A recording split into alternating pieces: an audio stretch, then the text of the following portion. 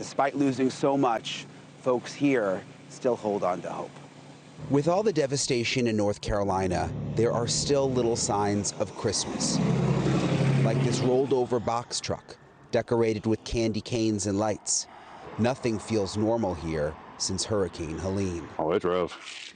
Yeah, what little, it's rough. I explained it to a friend, like what little we did have, you know, it is gone, so you have to restart. Alyssa Money, her husband, and 4 kids lost everything. Now they all live in a very small camper. The baby sleeps here. It's like, we clean it out every night. I know it seems like a lot, but we put all our toys in there during the day and then clean it out for her to sleep in at night. Then Ariel sleeps here, Gloria up top, Landon on the bottom. There's just, you know, a little tiny bathroom back there. Now it's all together. What they're most grateful for this Christmas is this shed turned into an extra bedroom. So this was a shed? Yeah, it's just a regular shed, but they turned it into where we can just be a hangout spot, basically. That way we ain't got all crammed inside the camper at one time, you know. So does it make a big difference having the shed also? Oh, yeah. It definitely, it's a big difference than just having the camper. The first 2, 3 weeks, 3 or 4 weeks or so, it was, we only had the camper, and it is a little rough, but we made it. Imagine having so little that you're so thankful for a shed. Stephanie Mormino with local group Homes for Hope donates the sheds to families living in tents and RVs. And it's cold and it's wet and they're trying to save some of their stuff, and so we just thought there has to be a better way. So I drove past the shed shop and we grabbed a shed, did some fundraising for that, and then insulated it and drywalled because it keeps you warm.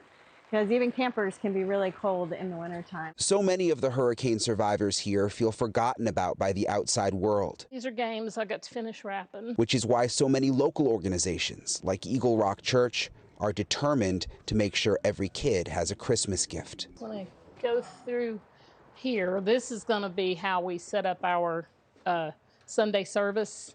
And then every kid that comes to service will get a present. The church is filled with donated gifts, and a group called Operation Shelter that has spent months donating RVs to homeless survivors created this video they call Christmas is Not Canceled.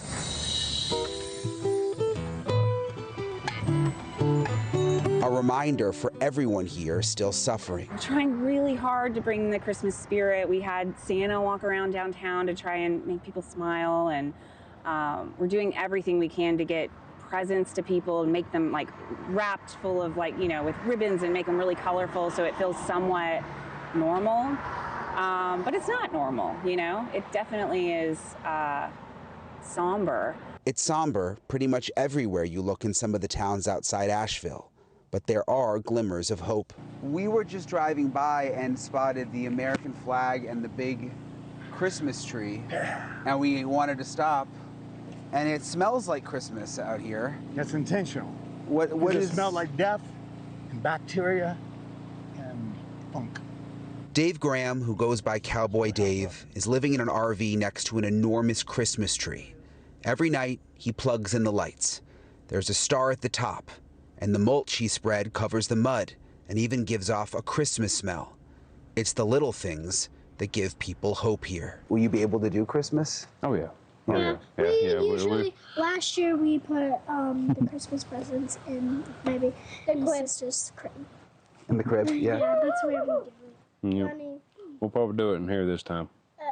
No. And Santa still knows where to come. Oh, yeah. You know? Yeah, he definitely knows where to go. It was just so heartbreaking to meet that family that all 6 of them are in that small little camper, and they've got the shed outside. And I do have some good news. Erin from Operation Shelter, who you saw in my piece, the blonde woman, she actually just left me a voice message a little while ago, and I want to play it for you because it's good news. Hey, Brian. Yeah, so they're actually helping us with two separate RV deliveries. So thank you so much for connecting us with Emergency RV. We were having problems finding someone to deliver one of our RVs, so they've offered to help with that and get this family a big RV before Christmas. So those 2 things are in the works. We've got like 10 text feeds going on and titles flying around. It's, oh my God, it's so exciting, and you know, it happened because of you posting yesterday. So thank you so much. Have a good night. Bye. I mean, it's the best news ever. Listen, that's the reason we do these jobs. So hopefully that family, and it's not because of me, by the way, the people here are incredible. Like the way the local people work in the local charities, and they are on text and they're on X and they all communicate. So hopefully we'll have a happy ending for that family and they'll be able to get a much better place to stay. So we'll keep you posted on that. Thanks for watching. Go to joinnn.com to find NewsNation on your screen. And don't forget to click the red subscribe button below to get more of NewsNation's fact-driven, unbiased coverage.